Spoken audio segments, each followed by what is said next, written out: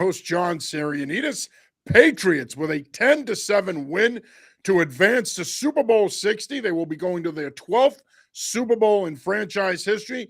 Normally, I'm joined by my partner, John Lyons. He is on assignment tonight, so I have the good fortune to be joined by two gentlemen that I've worked with plenty through the years, and I've talked plenty of Patriots with. John Sapichetti, my partner from the Patriots Pulse preview show, and, of course, Alan Siegel, who's, I believe, this is your 49th season covering the team. I figure if anybody knows a thing or two about Patriots Super Bowl runs, it would be you. And gentlemen, what an unbelievable finish to that game. Look, it wasn't pretty. It was ugly. But let me tell you something. And I've never coached in the NFL, so I can't speak to coaching in that kind of game in the National Football League. But I've coached in that same exact game at the high school level. In 2018, coaching at King Philip, we beat Mansfield 10-7 in a rainstorm. We actually ran quarterback boot to seal the deal for us. It's one of those things where when you look at it, hold on one second here. Let me just get John back in. When you look at it, these games are never pretty. But the mark of a great football team, a championship caliber football team, is having the ability to win games like this. And the Patriots proved, not that we didn't know that coming into this game, but the Patriots proved today that they're a championship-worthy football team. Alan, I'm going to start with you. Some thoughts. I would agree with you 100%. I was talking with somebody from the Patriots organization last week, and I said to this person, if someone had told you at training camp that you would be going to the AFC Championship, what would you have said? And you said that it was crazy. Of course, they would not talk about that in public, when I agree. And during the press conferences, Mike Vrabel sort of deflected that because he didn't want to talk about that. But this is a complete surprise. Nobody expected it. But if you take a look at why, it's because Vrabel was able to get the culture of that team and of that locker room, and the players bought in. And I heard an interview with Robert Kraft where he said that the turning point was the Buffalo Sunday night game, the fourth game of the year. And you know something? He's right, because they did change the culture a little bit. You could see it actually starting to develop, but they needed something positive to keep that culture going. And they got it, they grabbed it, and they never let it go. And here they are, Super Bowl bound again. This is the most surprising trip to the Super Bowl, right? I mean, we can go back to 2001, but as we look back at that, they were loaded on defense, and they had the beginning of the greatest quarterback of all time in Tom Brady. That was a surprise that they got there, because they had to beat two really good teams to win the Super Bowl championship. They had to beat Pittsburgh on the road and then the Rams in the Super Bowl. I think they were combined 24-point underdog in those two games. But I was on board a little bit even earlier, and I know that Buffalo win was monumental because Buffalo hadn't lost at home in 2 years. That's a team you have to dethrone in the division. But when they lost to Pittsburgh and were right in the game despite 5 turnovers, and they had a chance to win it, and they dominated the second and most of the third and into the fourth quarter, I thought, okay, these guys can play with a team. And Pittsburgh's a good team, not a great team, but that showed me that they were ready to play. And then the next week, they were able to, jumpstart this long winning streak. They've lost one game since, started off with that win against Carolina. This is a surprise looking back to then. But as we entered the playoffs, I felt really good about it because this defense is for real. And the quarterback makes the plays when he needs to. He hasn't been great in this postseason in terms of numbers, but he made the plays he had to today to get them to the Super Bowl. And today, friend of the show, Old Man Willem, joins us. He says, defense did it. We're in Super Bowl 60. Willem, I think you're the president of the Connecticut Patriots chapter of football fans, so I hope you guys are enjoying it tonight. Great job by the Patriots. Thanks for checking in, brother. Really appreciate you. And if you have anything else you want to talk about, feel free. Sap, keep the cap off the drink so that way you're not doing that while we're on live. Or mute the thing, will you? You're supposed to be a pro. Alan, go ahead. You were going to make a point before I read the comment.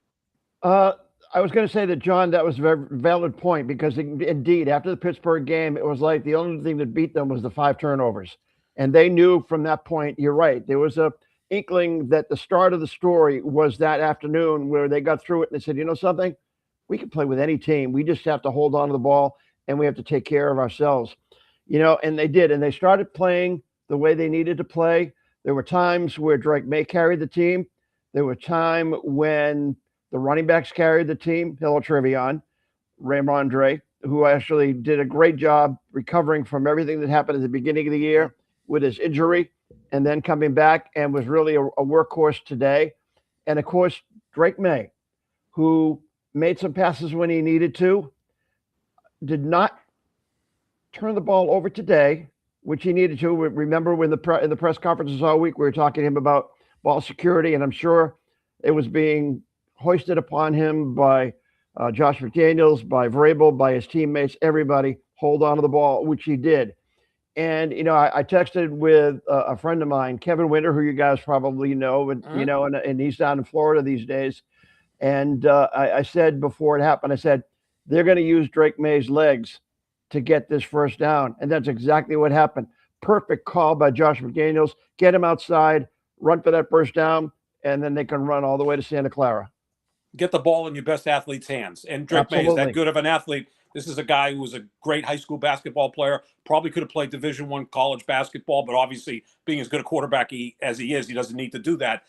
He beat you with the legs earlier in the game, and then he sealed the deal with that call. Like you said, Alan, great call by Josh McDaniels. They were able to go in and just put the final nail in the coffin of the Denver Broncos. They had so much confidence, the Patriots, in their defense that there was no way that Denver was going to score on them in the second half as the snow came and Jarrett Stidham looked like Jarrett Stidham, a backup quarterback. So they did what they had to do. Josh McDaniels called a good, not great game. There were a couple of mind-blowing calls that he had in there, but nonetheless, 10-7, they're on to Santa Clara for their 12th Super Bowl appearance. 10th in the last 25 years. Guys, I'm going to bring basketball into this for 1 second. They've gone to 10 of the last 25 Super Bowls now. That's 40%. Steph Curry, the greatest shooter in the history of basketball, connects on 42% of his three-point attempts. So it's as likely that the Patriots go to the Super Bowl as Steph Curry connects on a three-pointer. That's amazing. Yeah, I don't know. I mean, I get what you're saying, but yes. Nonetheless, it's been a dominant run. But I will say this, and I think it's important. Look, Jarrett Stidham did the best he could do to manage the situation. I put this loss squarely on Sean Payton. You did, and this is where throw analytics out the window. This is where I hate analytics.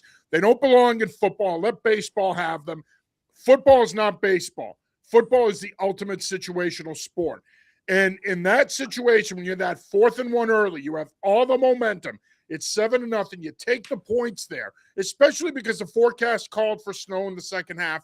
You're playing with your backup quarterback. You can't really run the ball, even though you could tell pretty early on that was the plan to protect Stidham. But no, instead you get greedy because all these coaches nowadays allow these nerds to infiltrate their thought process. You go for it on 4th and 1, and you don't get it. And on top of that, it was a terrible play call. You bootleg it, and you're trying to throw an H flat. Like, for me, that was the game in many ways. It really was because, look, football's not basketball. We don't have 10-0 runs in football. You don't go on a 10-12-0 run and you're back in the game. When momentum goes to a sideline, 90% of the time it often stays there. And I think between that and then Stidham inexplicably throwing the ball at the ground there when he's pinned inside his 20, it ends up being Patriots ball inside the 20. They score on May's quarterback draw. That was the game. The game was really those two plays. Now, Lutz did miss 2 field goals. I don't count the Borregales miss. He wasn't going to make that kick. But Lutz also misses 2 field goals, which proved to be the difference. But at the end of the day, it's easy to say, well, they had a backup quarterback. I think this game plays the same way if Bo Nix is playing in it, to be honest with you. The weather was that much of a neutralizing factor in the second half. But this isn't on Stidham. To me, if I'm looking at it from a Broncos perspective, this loss falls squarely on Sean Payton. He mismanaged this game. I got 2 things to say. First of all, I just took a look at some of the statistics, and the Patriots had 206 total yards today. Drake May accounted for 151 total yards out of that 206, which is absolutely amazing. I'm going to disagree with you a little bit, John, and John, about the Sean Payton decision early to go for the first down instead of the field goal. I look at it this way, and my feeling is, and I said it, I actually texted it to somebody. I said, I think it's more of a compliment to the Patriots that he is going for the first down rather than the field goal, because at that point it was early. I don't think the weather forecast said some flurries in the second half, but they never expected this to, what we saw to come in. I think he knew that 10 points was not going to beat the Patriots under those normal circumstances. Of course, as the game played on, it became a complete defensive standpoint. But I think he was paying homage to the fact that he respected the Patriots offense so much that he knew that they needed touchdowns, not field goals. Now, granted, hindsight's 2020. Yes, everybody's going to say that he should have gone for it, et cetera, et cetera, et cetera. But I think the reason he went for it is because he figured the Patriots were going to be offensively a lot more effective than they turned out to be.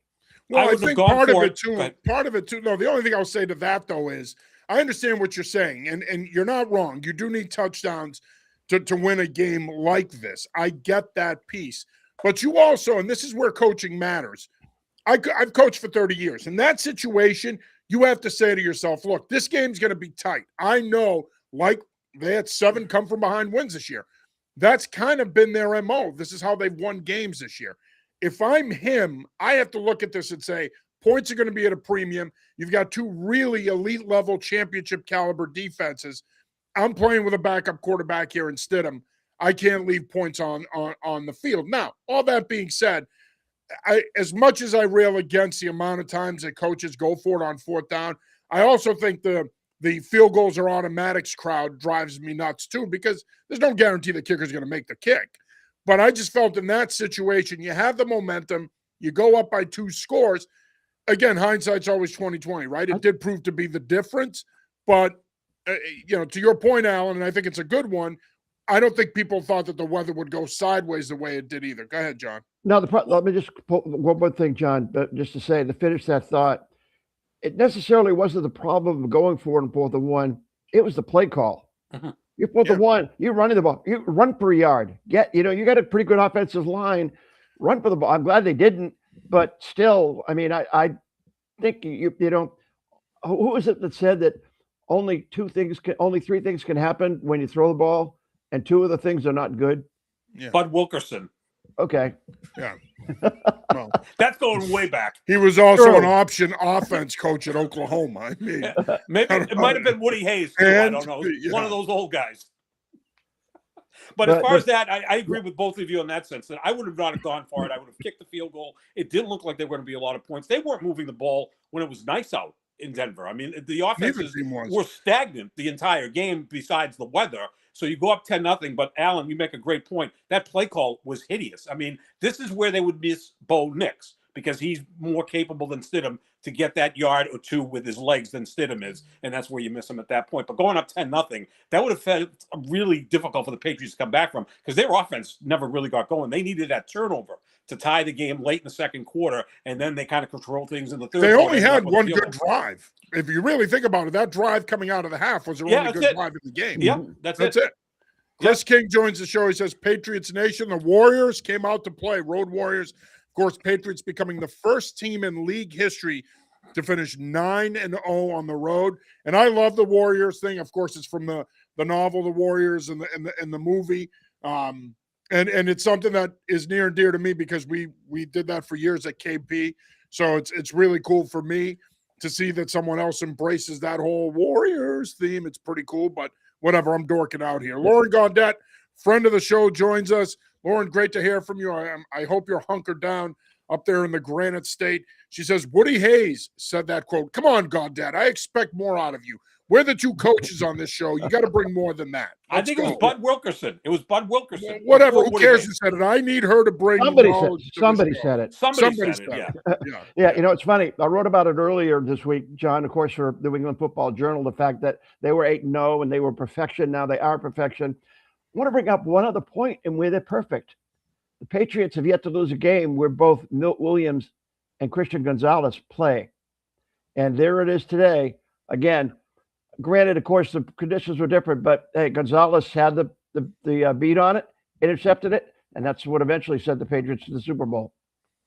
Yeah, I mean, everything kind of came together defensively. I felt like if you played another 3 hours, Denver was not going to score. So that's why you did what you did on offense. You just didn't want to lose the football, play the punt game. 4-minute mode. Yep. Absolutely. Yep. And I thought if Denver ever won that game, I think the punter would have been the MVP of the game. He was phenomenal. I mean, he averaged 52 yards a punt in those conditions. He kept hemming the Patriots back inside their own 10. So that's the type of game it was, that the punter may have been the MVP if Denver ever found a way to win that game. But I think when you look at that, Gonzalez was outstanding. Now, the long pass to Mims, which represented basically 30% of their offense early in the game, that looked like there was a miscommunication with Exactly. the back end. Yeah, that was not necessarily on Christian Gonzalez. Well, that was on Jalen Hawkins. He expected help over the top. Right. He was supposed to play it over the top. Hawkins was, but I think he sunk on a crosser. The crosser never came. They ran two verts, and he ran right by him. The inside vert ran right by him.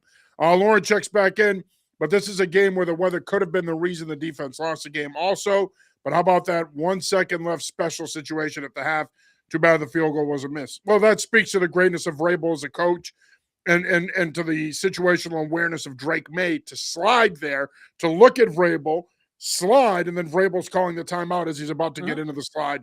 That's practice, folks. That's why on Thursdays you practice all this shit. That's why you practice all these situations. That's why you do all these things. We nitpick the hell out of those walkthrough pregame practices where we sit out there for 2 hours and your players are like, geez, I mean, this might not ever happen in a game. I mean, we practice everything. We practice lateraling the ball if it's a backyard situation, Hail Mary, defensive Hail Mary, knocking it down. We practice all kinds of situations. And Lauren, you can attest to this. This is why you do all those things. You do it because when it comes up in a game, if you do it right at practice, your guys can execute it in a game. Lauren, thank you for checking in. Lauren does check back in, and she says, we have bellyached about Belichick's drafting, but Gonzalez was a gold medal pick. Yep, he was. Belichick, let me tell you something. There's guys on this roster right now that are key contributors that were drafted by Bill Belichick. Christian Barmore, Marcus Jones, Christian Gonzalez, Anthony Jennings. These guys are all key contributors who were drafted by Bill Belichick. So to Lauren's point, and I agree with you 1,000%, Lauren, we love to bellyache about Belichick's draft record, and rightfully so. He also had a ton of misses, but he also had some pretty good picks in there that are playing an integral part on this team and are a reason why this team's going back to the Super Bowl. Exactly. Well, by the way, if my head goes this way a few times, it's because that's where my TV is, and I've got the other game on, but that's beside the point. By the way, it's Seattle 7, the Rams 3 with about 3 minutes to go in the first quarter, and Seattle's running the ball very effectively. You mentioned Marcus Jones, and granted, we all know what he has done as a punter this year. But my thing about him is he's become a very improved defensive back. Today, he made a play with his arms, using perfect defensive stuff to do with his arm to bring it down to prevent that pass catch. That would have been a first down for Denver at the time, and would have been a big first down for Denver at the time. He has really improved, and it goes to show overall the coaching that this team has, both at the head coach level and at the coordinator level, and along other different situations with the line, the backfield, the running back, the wide receivers, etc. It is a very good organization in terms of pointed the way it needs to be pointed. They've won on the margins this year, too. I mean, a lot of close games. They normally win the turnover battle, although they didn't dominate turnover differential this year. Neither did Denver, which was kind of remarkable when you consider both teams were 14-3 during the regular season. But you're right, Alan. I mean, the coaching on this team is at such a high level. Mike Vrabel, one of the best coaches in the business when he was in Tennessee, that year off where he kind of went back into the lab and learned a lot more about football when he was in Cleveland. He's come back even a better coach. We know the players will run through a wall for the guy. As you mentioned, the culture that he's built here. It's just a pretty amazing turnaround that the Patriots have had this year with Vrabel, Drake May, and other people, too. Other people deserve a lot of credit, a lot of those assistant coaches you mentioned, and also a lot of players, especially on the defensive side of the ball. Mm-hmm. Yeah, no, absolutely. And look, again, I think that when you look at the composition of this roster, and it's easy to say it now that they're going back to the Super Bowl, but they brought in the right guys. And at the time, if you remember, if you go back to last spring, a lot of people scoffed at the idea that they were signing all of these free agents on defense. But you could see it manifesting itself where Vrabel, we knew when they hired him, he wanted to run the football. and he wanted to play good defense. And he believed that that's how you win. And then you let your franchise quarterback do his thing if the game and situations call for it. And I think at the end of the day, now in retrospect, it's very easy to say this. It was the right move to bring in the Spillanes and the Milton Williams and the Carlton Davises and the Kayvon Chasons. These guys proved to be linchpins to this Super Bowl run. And again, look, yeah, they did take advantage of their schedule. They had the easiest schedule in the league. They took advantage of it. You know why? That's what good teams do. Good teams take advantage of their schedule. That's why this team has won 17 games. They take advantage of their schedule. Bad teams or teams that are talented but aren't well coached are the ones that don't take advantage of a bad schedule. The Patriots did, and that's why they're here. And again, by the way, I have to say this. Kudos to Mr. Kraft for having the wherewithal to say, you know what? I was wrong. The previous coach was not the right guy. I shouldn't have hired him. I better cut my losses now and go get the guy that I want. And he did that. He admitted his mistake. It was a costly mistake financially for him. He said as much a couple of weeks ago. But at the end of the day, I give Robert Kraft a ton of credit for acknowledging the mistake and saying, you know what? I'm going to move on. And again, this is not a knock on Gerard Mayo. Gerard, I think, had the potential to be a good head coach. I think he wasn't ready. It wasn't the right time. I think he was foisted into this because of their contractual agreement, and it didn't work out. But you got to give Kraft credit for having the wherewithal to say, you know what? I made a mistake. I'm cutting my losses and moving on.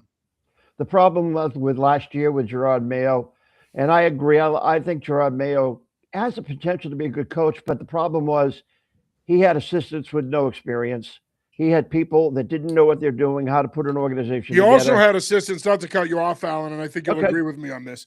He also had assistants that he didn't know. He didn't hire. He didn't know any of those guys on the offensive side of the ball. They were all Elliott Wolf's guys. And so if those guys had no idea, okay, what's this guy like to work for? What's his thought process? What's his philosophy? How do I blend what I want to do, specifically if you're Alex Van Pelt, how do I blend what I want to do with what he does or the way he wants to play? So he was put in a tough spot, and to your point, that was part of it. I agree, 100%.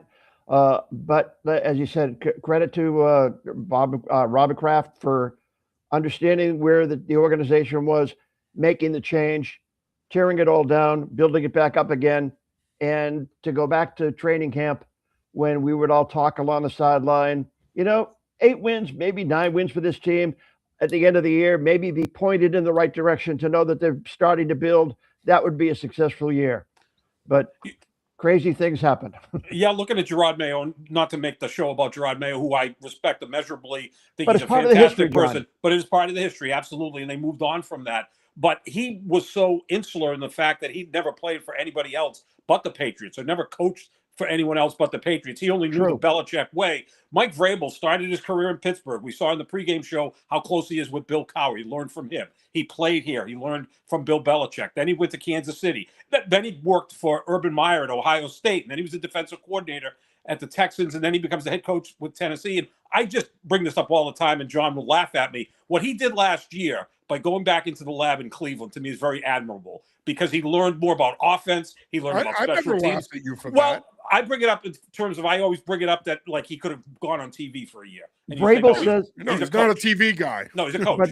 But Vrabel has said that year, last year in Cleveland, was a year where he learned the most, right, and helped him become a better coach this time around to get to this position. Yep, that's a good thing, especially because he got a chance to work on the offensive side of the ball. Exactly, and so that expanded his level of knowledge and expertise, and it allowed him to be able to better relate with the entire roster. I love that he did that. I thought it was fantastic. I've never criticized him for that, not once. To misquote Roger Clemens, I must have misremembered.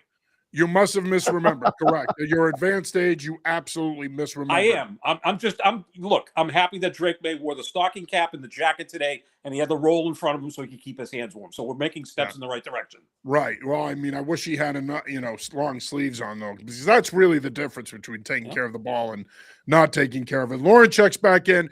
No turnovers for the Pats, but I cringed a few times when May ran around. I think that was the difference. Scored on the short field turnover and then running the ball to start the second half. Football is a game of inches and bounces. Yeah, People think baseball is a game of inches. Football is an even bigger game of inches, and it literally is. And you saw it play out today. But no, I think back to your point, Alan, about the beginning of the season. You're right. I think all of us were in that neighborhood, right? This could be an 8, 9, maybe if things go their way, they win 10 games, sneak in as a 7 seed. None of us saw this. And there are people that are going to say they saw it. I think those people are full of crap. And of course, the naysayers are the naysayers. They're going to come out of the woodwork again now in the next 2 weeks and doubt this team and their schedule. And they got lucky. And if Sean Payton had done that and not done that, at the end of the day, what has impressed me the most about this football team is they have won in a variety of ways. And the mark of a great team, a championship caliber team, is that of a team that can go out and beat somebody 35-0, go out and beat someone 28-14, and go out and beat someone 10-7. Because if you can win those different ways, then you're a championship caliber team. And all the years that I've coached, on the teams that I've coached that have won championships, and I've been fortunate enough to be on 4 state title winning teams, we've been able to do that. We've been able to win any kind of game that we needed to win to advance. And the Patriots did that tonight. They proved that they can win any kind of a game. That's why when I look at the Super Bowl, some people are going to say, oh, well, they're playing with house money. I don't think so. They can win it now. They're just as good as these two teams. On a neutral field with dry conditions, I think they can play with either one of these teams and beat them. Look at the defensive category. I think now they've beaten the second best defense in the league, the 5th best defense in the league, and what was Denver third? Was Denver? They've beaten 3 of the top 5 defenses in the league in this playoff run. Now they're going to meet a defensive team.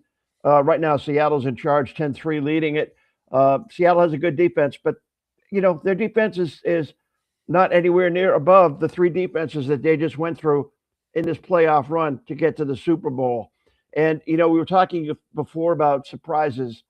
About a month ago, maybe 5 weeks ago, I asked Steph Diggs at his locker on a Wednesday if he thought when he signed here what his thought process was in terms of developing this team. And I asked him, was he surprised that they're there? And he said, this is, I'm not talking out of turn here. This was a quote in the press conference area in front of his locker. He said, yeah, I didn't think it would happen this fast. And he's part of the reason why it happened. But I'm sure other players, they may not address it, but I'm sure they feel the same way. But now, something? That's in the past, because now this team has shown through the gauntlet of the playoffs that this team is as good as any team in football, and they have as good a shot as anybody to win that Super Bowl in 2 weeks.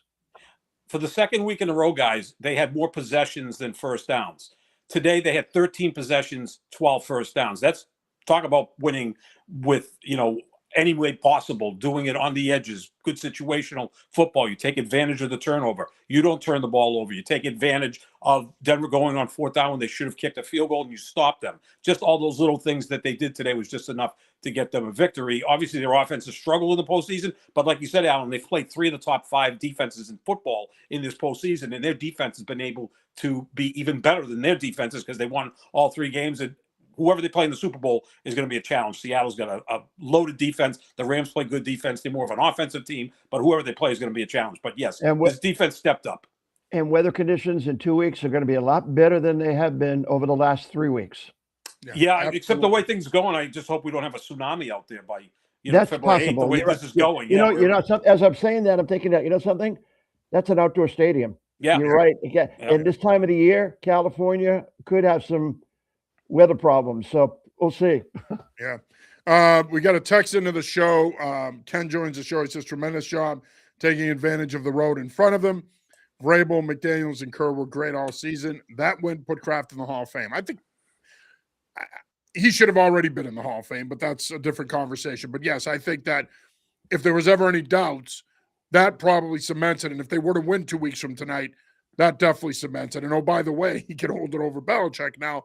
Brady and Kraft would have 7 Super Bowls, and poor Belichick would be stuck at 6. But look, but to go back to today and the win and everything else, I think again, if the weather conditions weren't as bad, if Bo Nix plays, who knows how this thing turns out. But unfortunately for the Denver Broncos, The weather was a factor. Knicks did get hurt. At the end of the day, the Patriots took advantage. And hey, listen, we've seen this plenty of times, especially in the Super Bowl era, right? Where there's this team that emerges out of nowhere, goes on a run, and ends up playing in a Super Bowl. And this year, it's the New England Patriots. Now, here's my question to you guys, because it got brought up after the game on the post-game show. Is this the start of something else? Kirk Cousins kind of sort of threw it out there.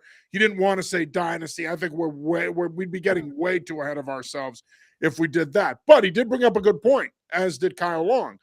They only have 6 free agents this offseason, 6 that are on their roster currently, 6 unrestricted free agents.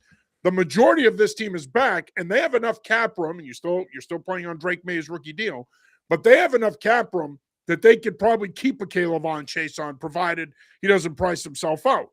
So my question to you guys is, and I don't want to get ahead of myself because you still got to play the Super Bowl in 2 weeks, but is this something that can continue beyond this year, regardless of how the game plays out in 2 weeks? My feeling is this. They've got the pieces in play in terms of a cap, draft pick, players they could possibly deal. You mentioned lack of overall big free agents, that they can have a foundation in which to keep this organization building, because it's going to have to get better. No roster stays the same. They're going to have to build. The schedule next year will be much tougher. Much tougher. So they're going to have to build this up, but they've got the pieces to be able to build with. So the foundation is there. They built the foundation this year. Incredibly, it turned into $1 million home instead of just a foundation. But the foundation is there to move ahead and keep this going in the right direction. The most recent comp to me is the Cincinnati Bengals in 2021. They go to the Super Bowl, second-year quarterback plays brilliantly. They get to the Super Bowl, probably should have won the Super Bowl, lose it on a controversial call. The next year, they go back to the AFC Championship game, lose by 3 points to Mahomes at Arrowhead. And since they haven't made the playoffs, because now you pay the quarterback $55 million, you pay your wide receiver $40 million, and your other wide receiver $30 million, that leaves less money to spend on the defense. They still have plenty of money to spend on the defense. That's not really an excuse, but it does give you some explanation of why they haven't been able to return. Drake May is going to get paid. Drake May is going to be the highest paid quarterback in football probably at the end of next year, somewhere around $60 million. Christian Gonzalez is going to get a big payday, right? So you're going to be looking at $90 to $100 million combined for 2 players. If Will Campbell becomes an elite offensive tackle, which we don't know, he's going to get paid too. So that's where it becomes difficult. You only have so much money to spend. I do have more faith in Robert Kraft and the Patriots than I do in Mike Brown and the Bengals keeping that going. Well, I think that the composition of the roster is going to be different. Mm-hmm. That's the thing. The Patriots aren't going to overinvest at wide receiver. They don't have to worry about a Jamar Chase or T. Higgins. That's where Cincinnati, I think, ultimately screwed themselves over, is they overinvested and you do pay Chase and Burrow. I get that. But they overinvested at certain positions, and I think it came back to bite them. The other problem, of course, is Burrow's health. May's going to need to stay healthy. But all that being said, this is why you have to capitalize on this, right? That's why 2 weeks from tonight, you got to win that Super Bowl. Because to your point, John, that window closes on you in a hurry. It really does. And Alan brings up the schedule. Much tougher schedule next year. You're not going 14-3 more than likely next year. Next year, everything goes your way. You're probably a 12-5 team at best. And it's probably a tougher road to get back.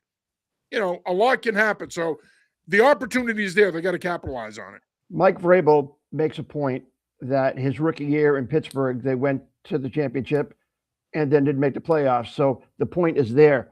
Something also occurs to me in terms of talking about free agents. Let's call a spade here. For the first time in a long while, 4 or 5 years, New England has now become a destination for free agents. Yep, guys want to play here. People are going to see Mike Vrabel as a coach.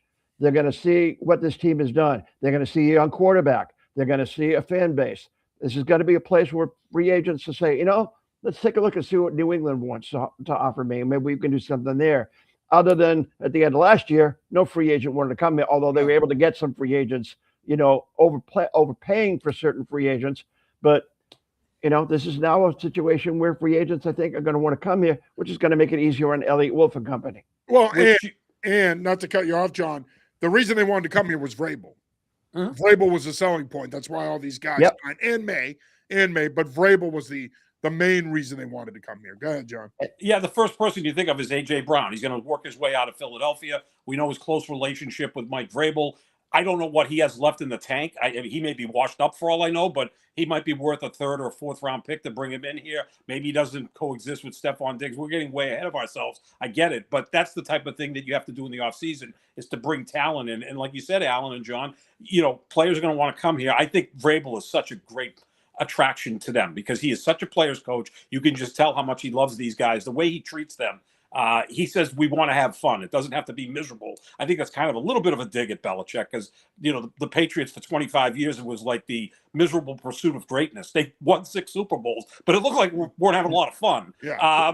But the winning is, but the fun is in the winning. Right. Yeah, but look, ask Rob Gronkowski how much fun he had. It didn't seem like by the end he really wanted to play football anymore. Yeah, but I bet you he likes his 3 rings right now. He sure does. He sure 3 does. of his 4. Yeah, and he likes that ring. He likes that ring he won in Tampa too. It was probably a little bit more enjoyable. But yeah, to the point where Vrabel, I think, is a coach that's going to attract a lot of talent. And now you got a quarterback. And look, you had the greatest quarterback of all time for 20 years, but now you've got a young gunslinger who I think players around the league really respect. There's a comment right now on the screen that says, I guess it's by Lauren Gaudette. John, I guess that's how it works. It says one thing that you all have talked about was the idea of Taxachusetts, where people wouldn't want to come to New England, but it may change people's minds now. They did a study, I forget who wrote it, in what newspaper, of the 4 major teams here.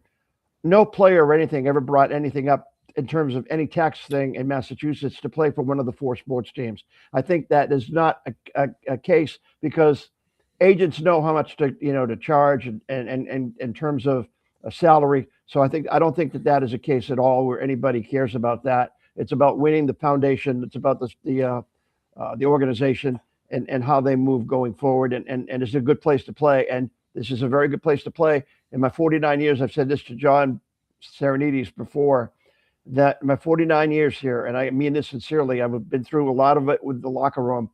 This genuinely is the closest locker room that I have ever seen. These players genuinely like each other. You can tell by the way they talk to me about it privately. They talk about other players. This is a very close team, and they will, to use a cliche, run through a brick wall for one another as well as for Mike Vrabel. Yeah, as far as the 9% millionaires tax, I mean, it's probably better suited to go to Howie Carr, Jeff Cooner. I'm sure they'll eat that stuff up. But when you look at that type of situation, you do remember now they pay taxes per game. So they were in Colorado today, whatever the amount of money they made today, because it is a playoff game, they pay state income tax based in Colorado. So when they play in Florida against the Dolphins, they don't pay any state tax. Look, California has a higher tax rate than we do. New York has a higher tax rate than we do. Exactly. People aren't not going to the Rams to play football. Players aren't going to play with Josh Allen because of the high tax rate in New York. When the far right brings that stuff up, and I don't want to get political, that blows my freaking mind. No, the I only don't think it has anything to do with the politics. It's a fact that athletes have openly said they don't want to go to these states because of the tax rate. It isn't a far-right talking point. No, it isn't a far-right talking point. No, it is not, John. It is athletes saying this, John. Who's done it? No one. Alan just pointed out there's a study. No one said they weren't coming here because of the tax rate. It's out there. There's a reason why free agents prefer to go to – in the NFL – have preferred to go to – it's not just warm weather. The tax thing is a thing to athletes. They do take it into account, John. Okay, then how come the Dodgers sign everybody they want and the Rams sign whoever they want? Because they're deferring every single contract. Maybe that's what the Patriots should start doing. But, I mean, when this comes up, it gets under my ass because, again, people don't realize – No, John, I don't understand why you're not accepting it. Because I don't think it should be that big a deal because half your games are on the road and you pay, and you also can make more money here in endorsements than you can in a lot of other cities. I mean, that's part of it. Doing what? Papa Gino's commercials? Go to Jacksonville. Go to Jacksonville and Tampa and Miami where they all suck. How many endorsements does Drake May have, John? He has quite a few. He has a few. I've seen him on quite a few, yeah. The Ford truck one where he's sitting in front of the truck with the investment He's in his second year. Wait till he wins in 2 weeks. Well, he'll have a lot more endorsements. I'm not going to go there. I just think it is what it is. Winning is what matters, and ultimately, athletes will go where they have a chance to win. But they also want to get paid, John. They don't want to get fleeced in taxes because Massachusetts, after all, is Taxachusetts. It's the highest cost of living of any of the states in the mainland. Like, guys take that into account. Now, they may, on a short-term deal, they may say, yeah, I want to win. I don't care. But long-term, they kick your ass here in taxes. So, well, yeah, okay, but again, Massachusetts 9% sales tax on the millionaire's tax. Ohio's 5%. I mean, are people going to go to the Browns because it's 4% less? I don't think so. I'm sorry. Let this be the final word. When you're that rich, it really doesn't matter. Yeah, no, that is true. But I think pretending it's not an issue is disingenuous in my opinion, because I do think it's an issue to some athletes, not all, but it is to some. I do. I really believe it is to some, and I disagree. It's not a right wing talking point. Athletes have actually said it. Like, athletes have. Who on the right has said that it's an issue? Jeff Cooner and Howie Carr talk about it. Dan Ray's talked about it all the time. You know who propagated this too? Was Bill Belichick. Well, he can't sign free agents because of the 9% income tax. Okay, so he went there because he couldn't sign free agents because no one wanted to play for him because, he kind of lost his fastball. No, that's not true. He signed plenty of free agents. Late in his career, they weren't exactly crawling to come here. They weren't crawling to come here. He spent over $150 million in 2021. What are you talking about? By overpaying everybody. And he didn't overpay anybody. They got their money's worth on most of those deals. Who's the wide receiver that was from Philadelphia that they overpaid? Okay, Nelson Aguilar. Yeah, Nelson Aguilar. Henry was a good signing. I think Henry. They were. Let's get back on track. All right, go ahead. We'll agree to disagree. Okay. You like Massachusetts. I'm not fond of it. I'm not as fond of it. But you're your typical tribal Massachusettsite who thinks it's God's country. Ken Matthias Sports Podcast checks in. John Sapicetti's good friend Ken Matthias says, who would have thought this team is Super Bowl bound? Hope you gents are well. Thanks for checking in, Ken. Appreciate it. Nobody thought that. We said that earlier in the show. I don't think anybody thought this team was going to get to Super Bowl 60. Is that fair to say? Absolutely. Yeah. Absolutely. I mean, I didn't start thinking Super Bowl until really after the Chargers win. Then I thought, same here. They got a shot. Kevin Stone's credit, he was more, maybe that's the fan in him too, but he was more on that wagon around week 14 and 15. I was with you, Alan. I wasn't quite ready. I was seeing a good product, but the Super Bowl, the playoffs, that's a different animal. Yeah. And with the lack of experience this team had, 35 players that had not been in the playoffs before, it was like an unknown quantity. How would they react? Well, I've obviously reacted very, very well. But I didn't start thinking of it, as I mentioned, until after the Chargers win. And then after what they did to the Texans, I still was very cautious because I've seen what happens in Denver. And, it's the first one. They've lost 4 playoff games in Denver up till today. They win today 10-7. They just barely escaped, making the plays they need to. Don't get me wrong. They made the plays they need to. They won this game. Denver didn't lose it. They won it. And deserve to be in that Super Bowl in 2 weeks against either the Rams or the Seahawks. And it's round. If it's the Seahawks, it's the third Super Bowl with the Seahawks, I think, or third with the Rams, third with the Rams, and second with the Seahawks. That's what it is. I'm old. It's my mind plays tricks sometimes. Join the club. Well, I think the other thing is, to your point, I think that's when I kind of came along with the idea, all right, given the path, they could get there. Now, it would have been interesting to see what would have happened today if Buffalo had won last week and they came here. Would they have even played today with the weather out here? Yes, they would have played. I think they would have played too. They would have played. They would have played. The only way they would not have played was if it was starting as a complete right at 1 o'clock, a complete, or 3 o'clock. A complete full-blown blizzard that had been and going on for 10 hours, making travel impossible. But considering the timing and the fact, they would have played this game. That game definitely would have been played.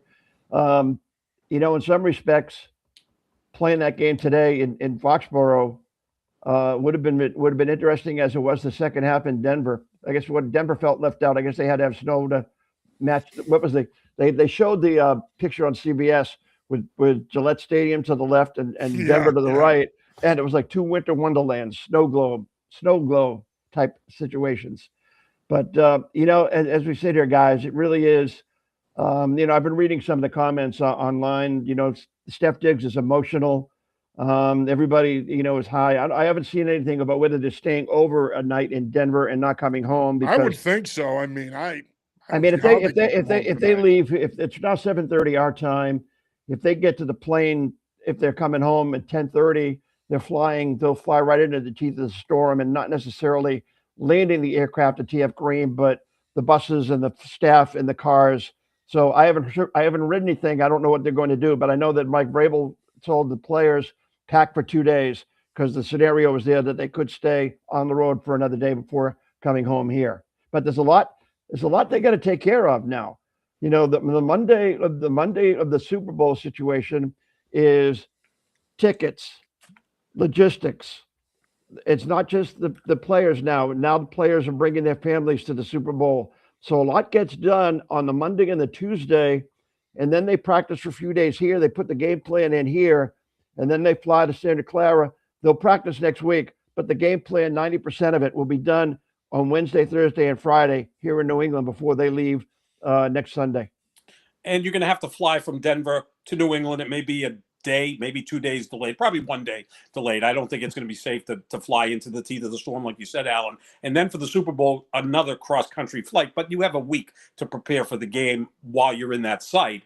Mm-hmm. Seattle and LA have the advantage because they're already in the Pacific time zone. But by game time, that won't be a factor. No, We'll analyze it. We'll analyze it till the end of the hills. they've got. I mean, they're going to arrive in Santa Clara a week from, most likely, if everything is goes on the schedules that I've been to, and I've been to 4 Super Bowls. Mhm. They will arrive in Santa Clara a week from today. Yep. And still have a complete week. Yep. In their hotel doing Super Bowl things. So by the time the kickoff comes around at 6:30, 2 weeks from now, they'll be very acclimated to the Western time zone.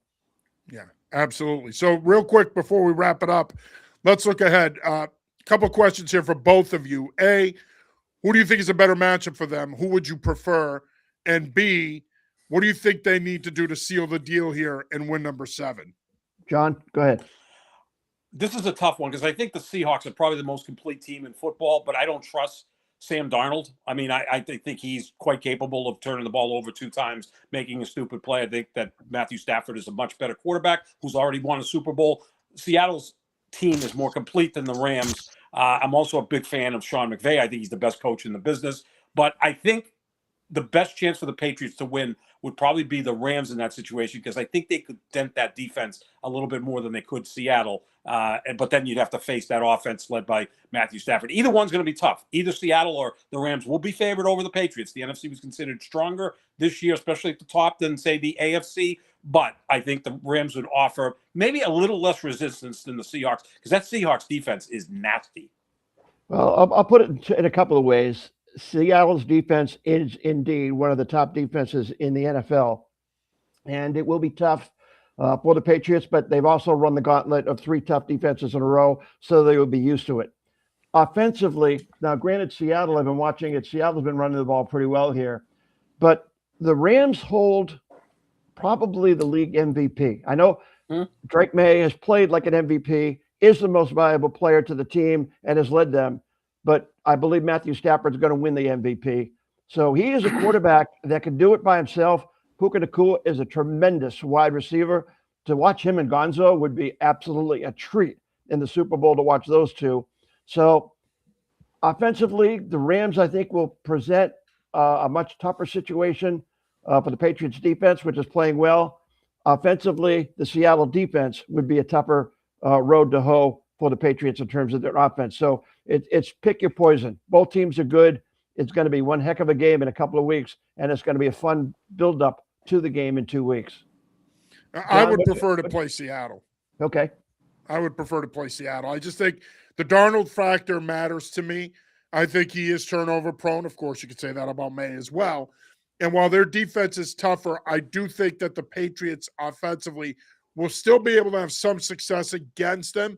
But I think for me, the Rams, even if you decide that you're going to put Gonzalez on Nacua, the Rams present a lot of other problems with Devontae Adams, who's going to be a matchup problem when they get into 12 and 13 personnel, they can generate matchup problems. And yes, the Patriots' run defense is once again stout, but Kyron Williams is still a good back and can be a factor in the game, as is Blake Corum.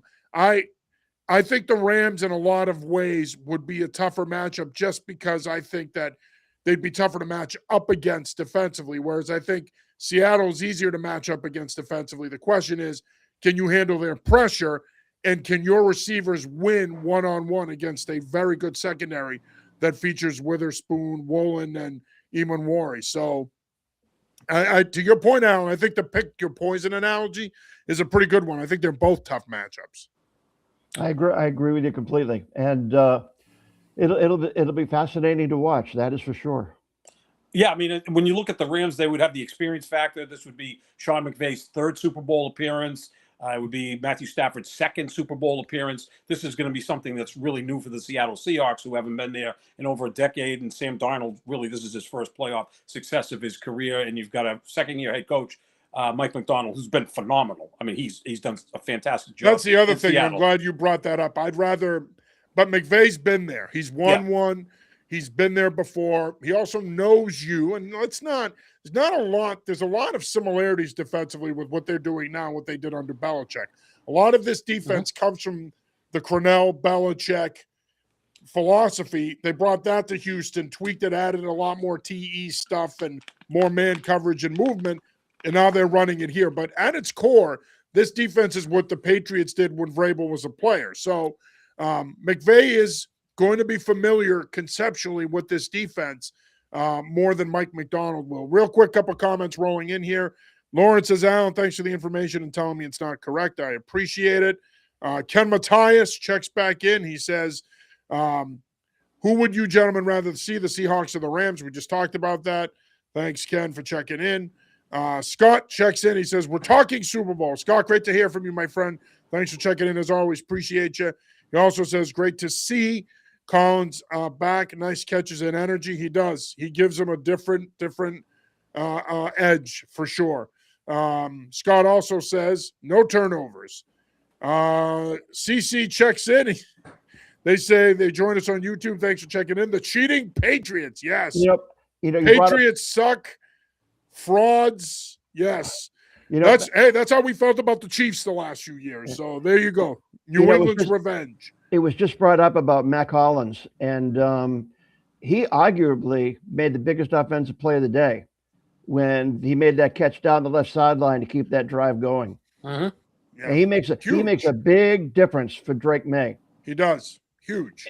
And in the running game, and he showed up apparently dressed up as one of the Warriors, right, from the movie The Warriors or whatever. Yeah. So he's a character that we embrace, and he adds a lot to the team without question. So look, they needed all of these guys to contribute because it was that type of game.